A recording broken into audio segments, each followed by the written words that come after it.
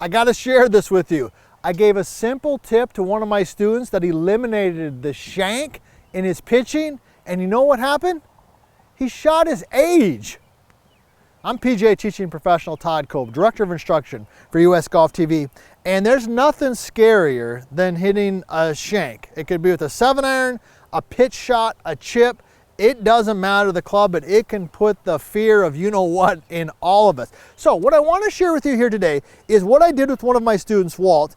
Matter of fact, he shot his age just a couple weeks ago, crazy, but it had to do with his pitching. So when we're sitting here, I've got my 58, and when we're talking about a pitch shot, all right, we're basically, let me just go ahead and hit one. We're talking about a shot, something like this. It's just boom, and you'll see how it just basically flies just off the hitting area here at the driving range. So just up over where it drops off. So I don't know, 20, 30, 40, 50 yards at the most. That's what I'm going to define as a pitch shot. Now, when we hit a shank, we know that we hit the ball right off the hosel here, right off the inside of the hosel. Now that can be caused for a variety of reasons, and we've done a ton of videos on that here at US Golf TV. We've done some where, hey, if you drag the club too far inside, that exposes the heel, movement with the head, all those types of things. But that was not the case with Walt.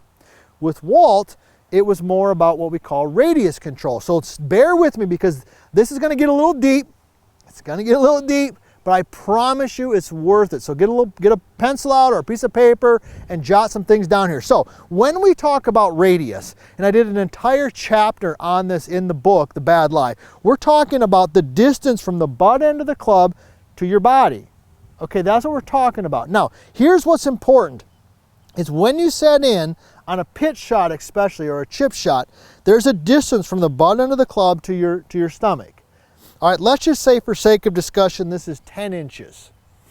For sake of discussion. Okay, if this increases to 11 inches, now the heel or the hosel is more exposed to the golf ball, right? If this goes from 10 inches to 8 inches, now the club is further away from the golf ball. All right, everybody see what we're talking about there? So this radius between the butt end of the club and your body has a huge impact on where the club face comes in contact with the golf ball. So here's what Walt was doing. When he was set up, he had a great setup because he follows our program, he's in our coaching program. Ball's in the center of the heels, toes were flared a little bit, he had a mini forward shaft lean and the weight a little bit forward, all the things that you already know if you follow us here at US Golf TV. But when he was taking it back, he was increasing the radius. Everybody see that? So the butt end of the club is getting further away. So look something like this, it's increased. Okay, whew, that was scary. Nick, don't ask me to do that again.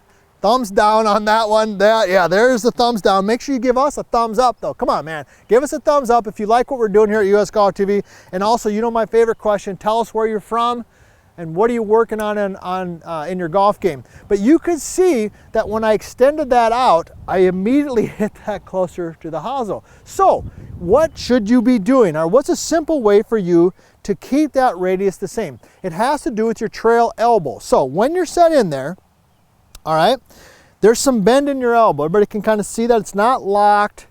Okay, there's a little bit of bend. So if you maintain that bend going back, all right, the radius is going to be pretty close to the same or maintained. If your trail arm lengthens, see how I straightened it? Where'd the butt end of the club go? What if I bend it? See that? Lengthen it, bend it. Everybody see how I'm doing that? Okay, so let me go ahead and hit the correct shot. Here we go. I got 10 inches. I'm going to try to maintain that. All right, that I don't mind doing because that was more in the center of the face. So here's what you can do. If you're struggling with your pitching, you're hitting the shank, all right? I want you to focus on the trail arm and maintaining whatever that bend is. So when it goes back, feel like your trail arm almost works along your side. Everybody see that? See how it's working along my side? Let me go ahead and square up to the camera even here, all right? Because I want Nick to see this. This is important, all right? See how it's just kind of working along my side? It's not extending, all right? It's one of the reasons actually why we developed the stacker too. We've done a ton of stuff with our stacker because that kind of keeps the arms together. It doesn't allow them to lengthen out. So bad. Good, so let's go ahead and hit one more. Here we go. Ball in the center of the heels, weight a little forward, toes out. Okay, I got my bend. I'm gonna keep my bend back. Oh, best one of the day right there. Super easy, super simple. Hey, Walt, he took this tip, eliminated the shank, he shot his age. I don't know what it's gonna do for you, but I can promise you this. If you get rid of the shank, it's gonna help you enjoy golf more, and hopefully also it's gonna help you shoot some lower scores.